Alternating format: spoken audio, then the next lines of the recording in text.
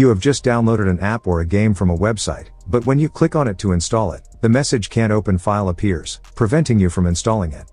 In this video, we'll see how to solve this problem. Click on the link in the description, then click on Download APK. And finally click on Download Anyway. Once the download is complete, click on it. Then click on Settings. And to finish, check Allow from this source. Now go back and click on Install.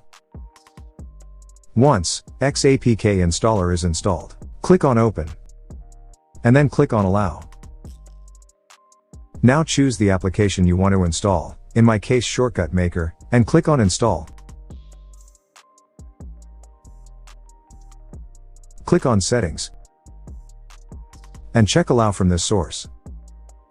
Then go back and finally click on Install.